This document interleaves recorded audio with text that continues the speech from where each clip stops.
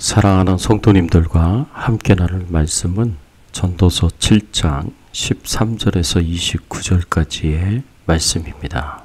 핵심적으로 살펴볼 말씀은 16절, 17절의 말씀입니다. 지나치게 의인이 되지도 말며 지나치게 지혜자가 되지 말라. 어찌하여 스스로 패망하게 하겠느냐. 지나치게 악인이 되지도 말며 지나치게 우매자가 되지 말라. 어찌하여 기한 전에 죽으려고 하느냐. 오늘 말씀을 통해서 우리가 생각해 봐야 할 주제는 지나친 의인과 지나친 악인이 어리석은 이유가 무엇일까요? 입니다. 오늘 본문에서 지혜자인 솔로몬은 지나친 의인과 지나친 악인이 어리석다고 말합니다. 이렇게 말하는 이유가 무엇이겠습니까? 지나친 의인은 자기의 의를 의지하여 멸망에 이르고 지나친 악인은 하나님의 심판을 재촉하기 때문입니다. 지나친 의인은 자기 의를 의지하여 멸망에 이릅니다. 16절의 말씀에 보면 지나치게 의인이 되지도 말며 지나치게 지혜자가 되지 말라. 어찌하여 스스로 패망하게 하겠느냐. 솔로몬은 지나치게 의인이 되지도 말며 라고 말하면서 마치 의인의 삶을 사는 것을 추구하지 말라고 말하는 것처럼 보입니다. 그러나 솔로몬의 지나치게 의인이 되지 말라는 말은 의인의 삶을 사는 것을 추구하지 말라는 말이 아닙니다. 이 말은 스스로의 노력으로 완전한 의인이 되려고 하지 말라는 말입니다. 왜냐하면 하나님의 눈으로 보았을 때 이 세상에서 의인이 없기 때문입니다. 그래서 로마서 3장 10절에서도 의인은 없나니 하나도 없으며 라고 선언하고 있습니다. 하나님 보시기에 이 세상에서 절대적인 기준으로 온전한 의인은 없습니다. 그저 상대적인 의인은 있을지라도 절대적인 온전한 의인은 없습니다.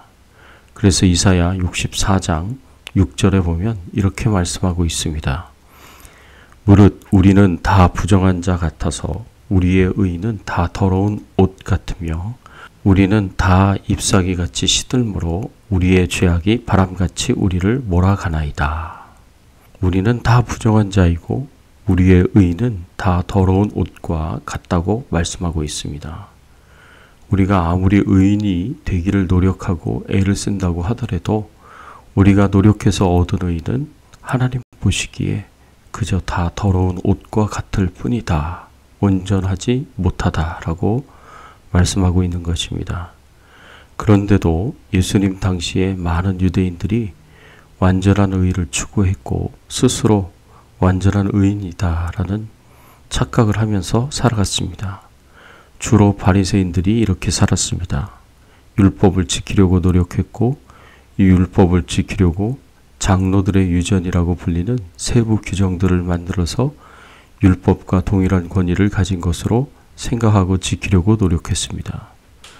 그리고 이렇게 열심히 율법을 지키려고 노력한 자신들이야말로 진정한 의인이고 자신들의 의로 구원을 받을 수 있다고 생각했습니다.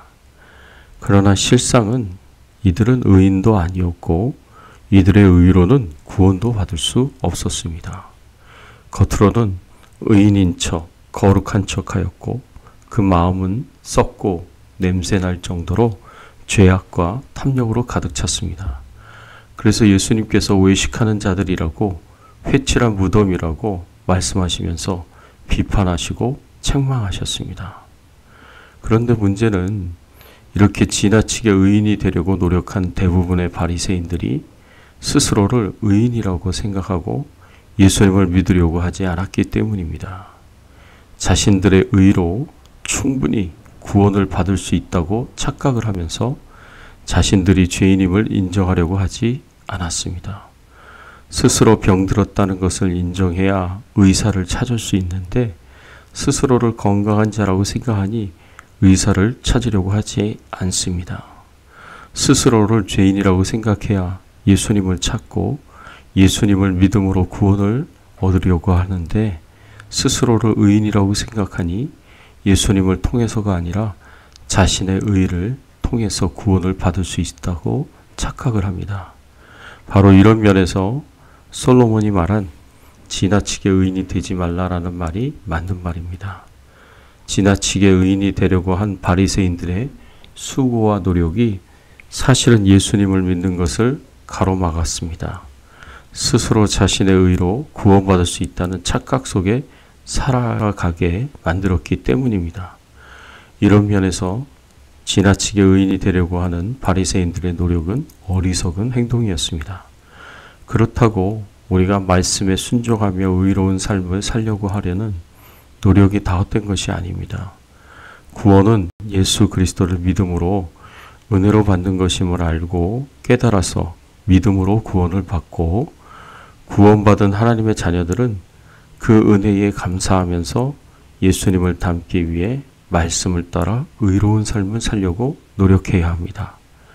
오늘 솔로몬의 교훈을 마음에 새기고 우리가 이룬 의는 한계가 있는 보잘것없는 것이고 우리를 구원으로 인도하지 못한다는 것을 기억하고 예수님으로 믿음으로 구원받은 의인이 되어 예수님을 닮은 의인이 되도록 말씀을 따라 순종하는 삶을 살도록 노력할 수 있기를 바랍니다.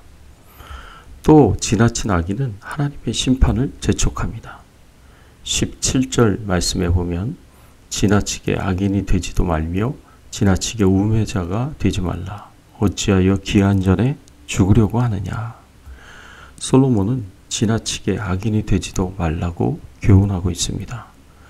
이 말씀은 우리가 지나친 악인만 되지 않으면 되는 것처럼 오해하기 쉬운 말씀입니다. 그래서 우리가 적당하게 악을 행하여도 되는 것처럼 보입니다. 그러나 이것은 솔로몬이 주려는 교훈이 아닙니다. 여기서 솔로몬이 주는 교훈은 우리 사람이 죄를 범할 수밖에 없는 연약한 존재라고 할지라도 고의적이고 의도적인 죄를 짓지 말라는 말입니다.